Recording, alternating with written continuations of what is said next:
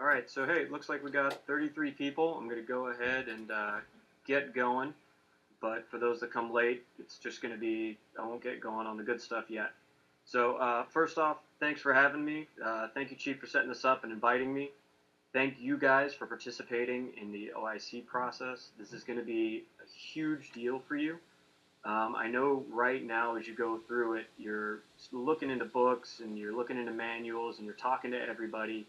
And some of you have taken this more than once and it's frustrating you. Trust me, it's all worth it in the end. Whenever someone calls me and gives me that initial, I got my qual after the sixth board, the second board, the first board, my first reaction is congratulations. Today you are the smartest person in the Coast Guard.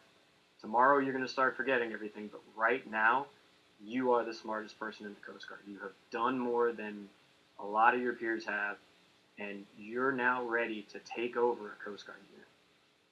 That's a monumental achievement. The process is a little bit difficult. It's a lot of studying, and especially with a lot of positions I know you're at as being ops, TPOs, XPOs, families, trying to squeeze in those minutes to study can be extremely challenging. I set a goal for myself to study an hour a day, and I started by saying I'm going to do it all at once. Well, that didn't happen, so I just started trying to get it in where I could, but I held myself to the hour a day. At one point, in fact, I was sitting there studying, and my daughter was very little, and I put her in the bath. She was old enough to kind of supervise herself in the bath, but I couldn't let her be in the bathroom by herself, and I was sitting on a toilet. And at one point, my wife came and knocked on the door and said, "Hey, are you guys still in there?" And I was like, "Oh, geez." Check the water, freezing cold water. I let my daughter sit in there as I was studying. So um, I recommend you pay a little bit of attention to your surroundings as you study, but make sure you get into those books. So, all right, a little bit about myself, other than that story, is I passed my board in 2013. I've been around a lot. Probably heard my voice before. I was down at the AO shop as a detailer, so I might have talked to some of you. But for that part, I wanted to let you know that it really does matter once you get your OIC board passed. It separates you from a lot of people, and we found that being ones that pass their OIC board very quickly turn around and make cheap. That's because you get an extra point, and it's also because you've established the study habits to just keep moving on and making yourself better. Something to think about once you pass this board is you can look at it as like the key to a bunch of locks. Once you pass it, you're now eligible to make E8. You are also going to screen better for Bosn. And then at that point, you got to start picking your higher end career. Do you want to be an OIC, which is an amazing thing for the rest of your tour? Do you want to try and reach the Rating Force Master Chief level? Do you want to go badge?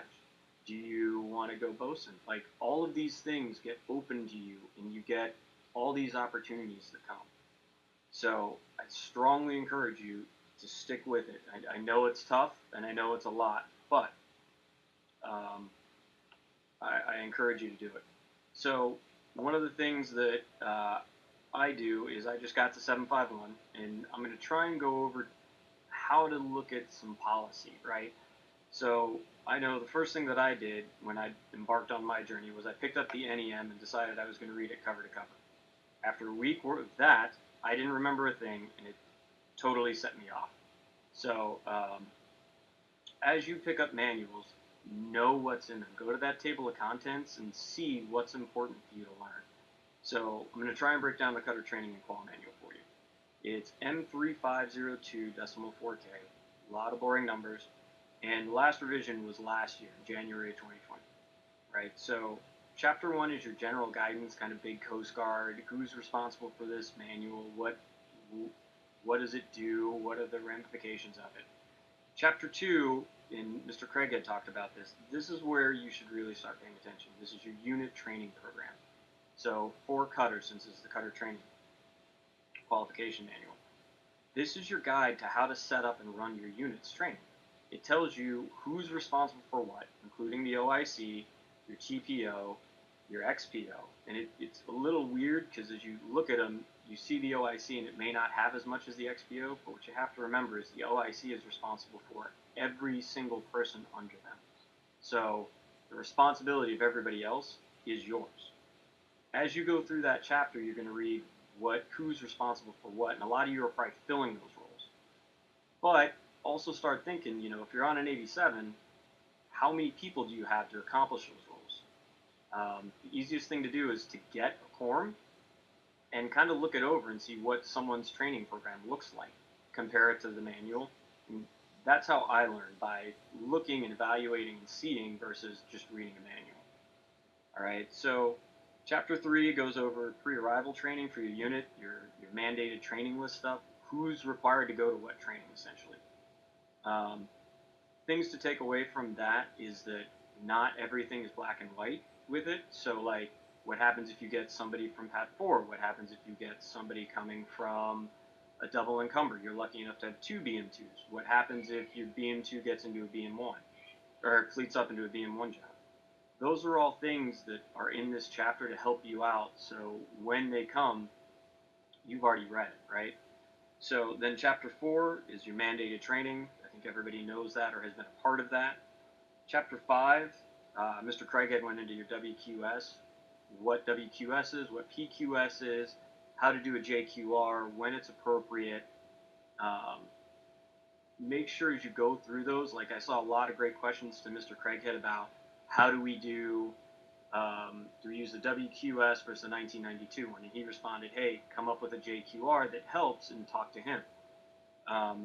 It talks in there about how to use it, and think of those things. Those are great questions. Hey, if you have a reference that's better than what's out there, how do you implement it at your unit, and how do you help others implement it? These are things as an OIC that you're going to have to do.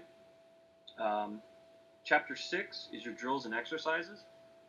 That's pretty much for cutters your semi-annual currency. What do you have to do to maintain current and make sure your crew is proficient at their job, right? It goes into the differences of, it talks about how you could have a walkthrough mode, an eval mode, what's the benefits of each. So as you go through it, right, it's easy just to read it and make notes and study it, but also start going, okay, what am I going to do with this?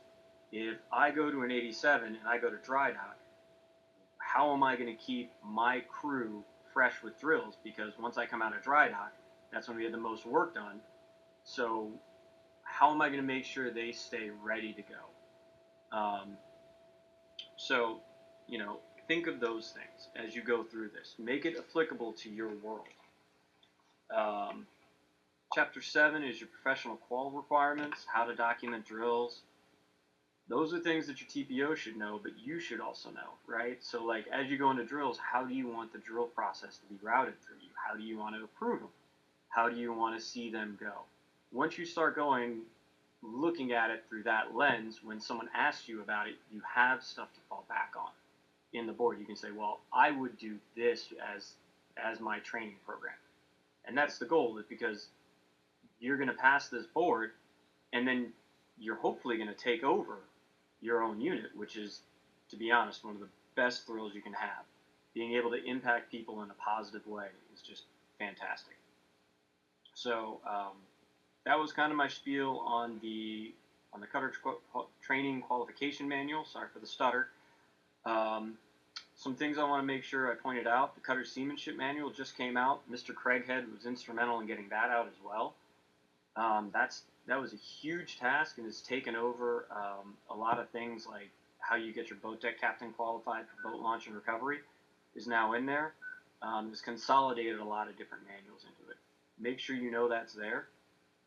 One of the other changes recently from the BM1 positions on 87s went from being just duty to ops first LT. So there was 7 units that had it, and then the change was made this year to all of them. So wanted to make sure you saw those that are out there. And then that was pretty much what I have. Does anybody have questions for me?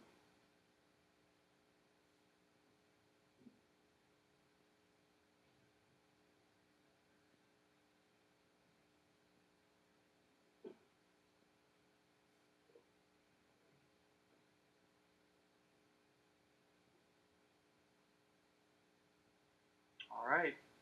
looks like I'll give it another minute and wait just in case anybody ends up having something.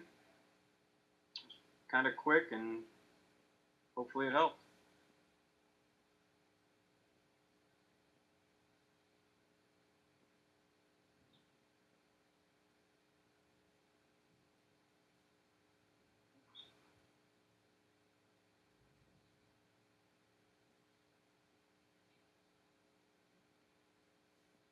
All right.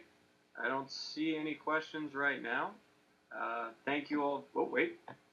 Just found out I have to scroll down. Sorry. All right. Sir, the charts on pubs allowance was canceled with the updated nav standards. What do we as OICs use to ensure our cutter has all that is required? All right. So that is a great question. We're moving over to electric navigation. And we're working with NOAA to ensure that there's a print-on-demand option we're looking into for you, but you should be able to keep your electronic charts updated, and that will be what you're going to be utilizing. With that answer. Quarterly pubs disc and standard. Oh, the charts and pubs disc that's supposed to be coming. Yes. So you're supposed to be updating your SINs package as well as doing manual updates on your chart, on your electronic charts.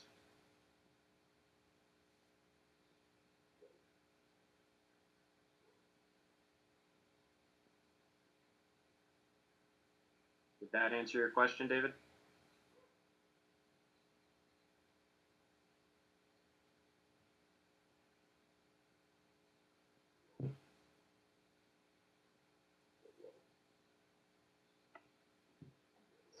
That doesn't tell me what we're required to have. So, all right, Stuart, I got what you're saying. Do me a favor, send me an email and let's talk later about what you're required to have, because I don't quite understand what platform you're on.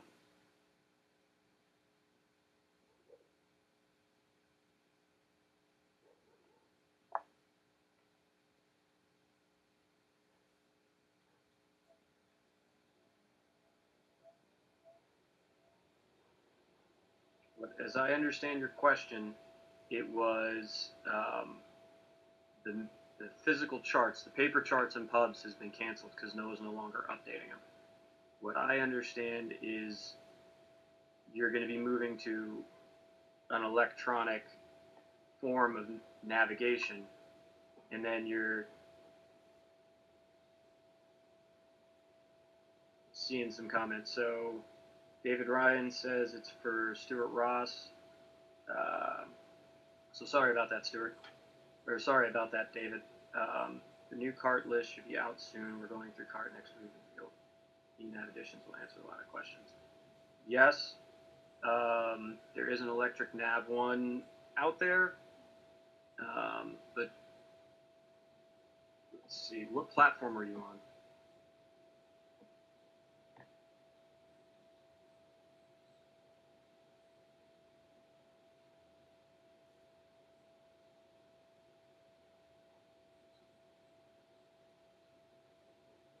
Okay, that's something good to know. I'll write that down and I'll reach out to him and find out.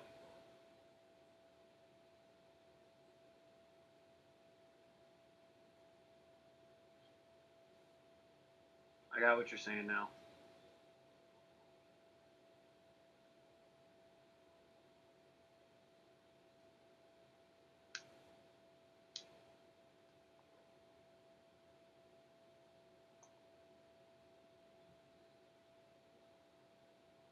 Gotcha. All right, sorry, I'm getting caught up with all your questions. Yeah, so um, that's a great question. I will look into the ATO references and all the ATO cards, and I'll reach out to ATO and see what's going on with it. Patrick O'Brien said, "Sir, training is such an important part of every unit. Has it ever been discussed to have a C school for TPOs?" So that is a great point, and that I definitely understand what you're saying about a TPO being important. Right now, there is not any real talk of developing a C school for training petty officers by themselves. And the reason being that a lot of units are doing a great job of taking care of it themselves. And then self checks with RFOs and ATO and Stantine. So right now, the short answer is no, we're not looking at it. But who knows where we're going to go in the future.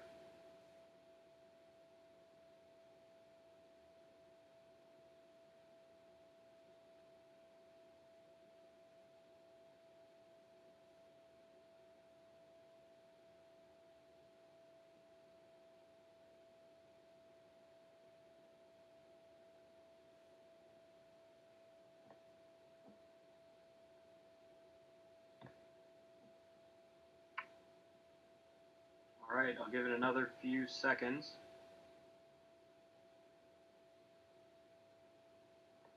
See it.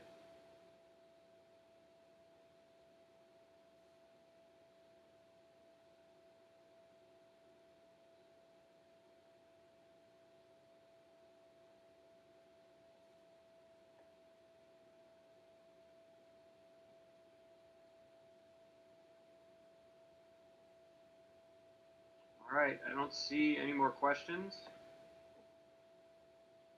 I'm going to sign off. Thank you guys again. Stick with it. I know you guys will do great.